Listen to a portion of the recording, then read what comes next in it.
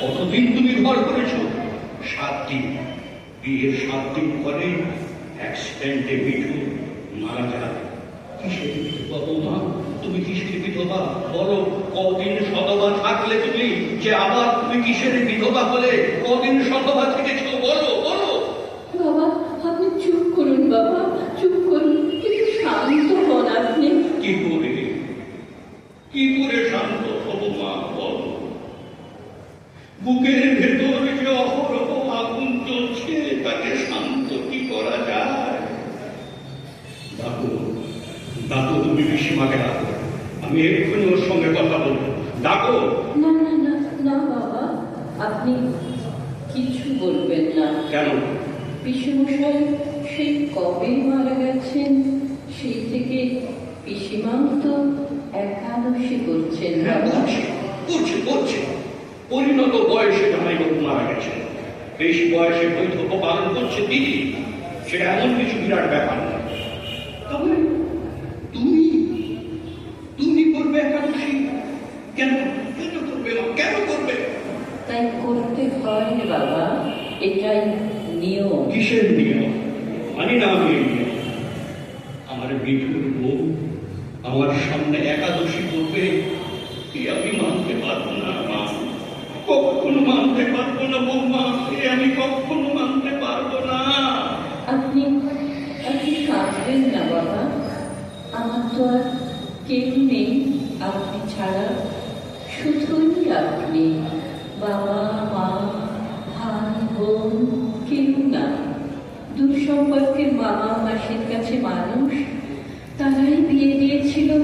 পরের টাকা না পেয়ে যখন বর চলে গেছিল, তখন আপনার ছেলে সবার সামনে আমার গ্রহণ করেছিলেন।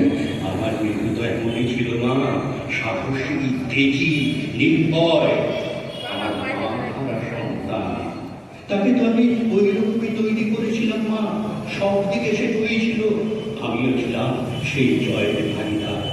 ওর জয় তো আমার জয় মা, কিন্তু শেষকালে মিঠুটা আমাকে হারিয়ে দিয়ে চলে গেল মা, মিঠুটা আমাকে হারিয়ে দিয়ে চলে গেল। বাবা আপনি যদি এত অস্থির হন, তাহলে আমার কি হবে? আমি তো আপনার দিকে তাকিয়েই বেঁচে আছি বাবা, তাই না?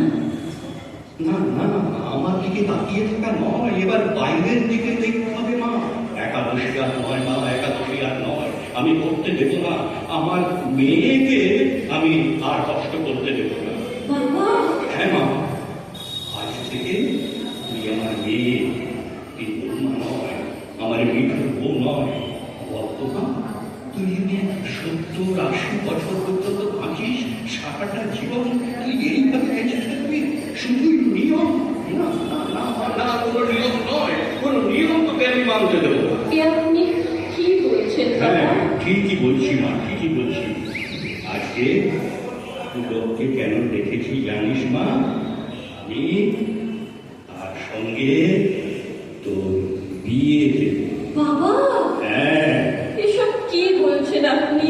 না না না, এ হয় না, এ হতে পারে না, কিছুতেই হতে পারে না।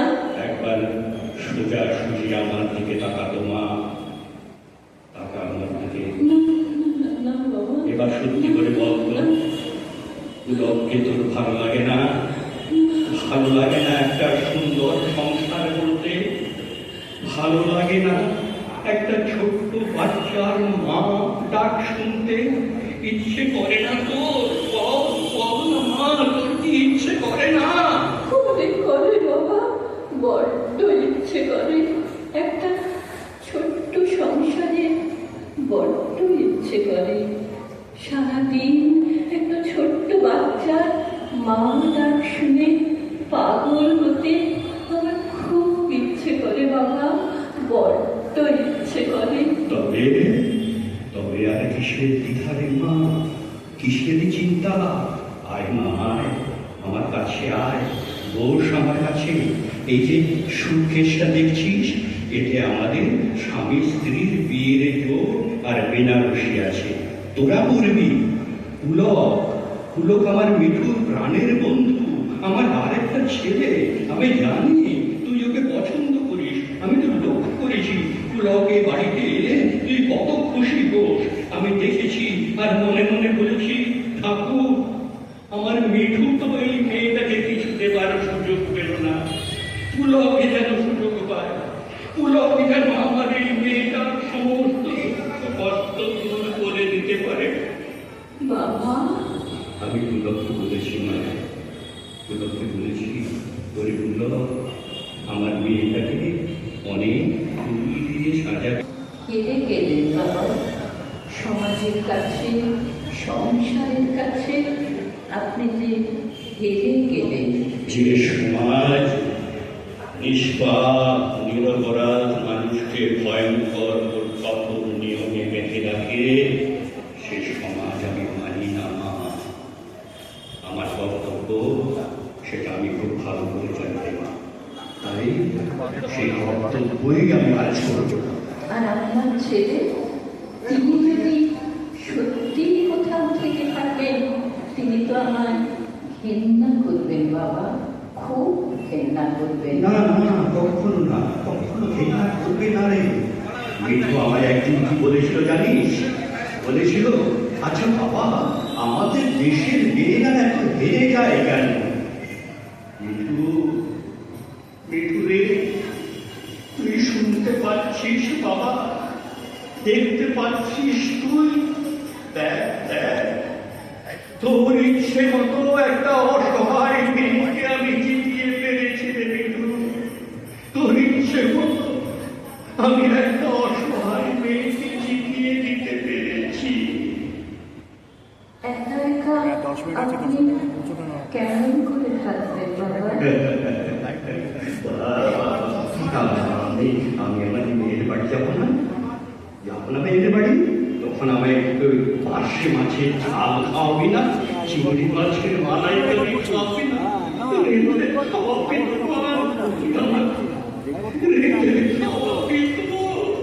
কাঁদবেন না বাবা, অনেক কেঁদেছেন। একমাত্র সন্তান হারিয়ে অনেক কেঁদেছেন। আর না, আর কাঁদবেন না। আর কান্না নয় রে মা, আর কান্না হবে। এবার মেয়ে জামাই নিয়ে সুখে থাকা আমার অনেক দিনের সব। দাদু ভাই ডাক শোনা, আমার সেই ডাকটা একটু শুনিয়ে দিস তো মা। মিঠু, মিঠু রে, আজ বড় জেতা জিতে গেলাম রে বাবা, আজ বড় জেতা জিতে গেলাম। শুনতে পাচ্ছিস মিঠু? আজ আমি জিতে গেছি রে বাবা, আজ আমি জিতে গেছি বাবা, আজ আমি জিতে গেছি বাবা।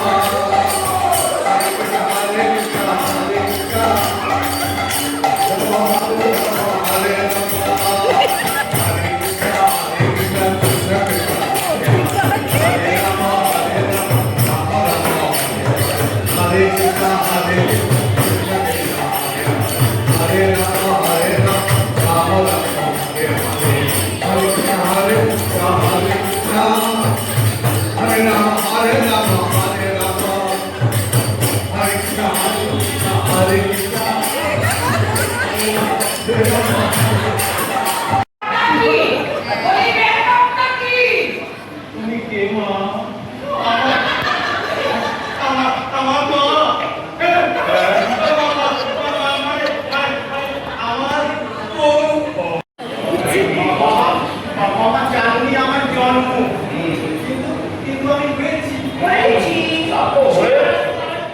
তা তো হয়েছ, কিন্তু ওই ব্যবসাটা কিসে?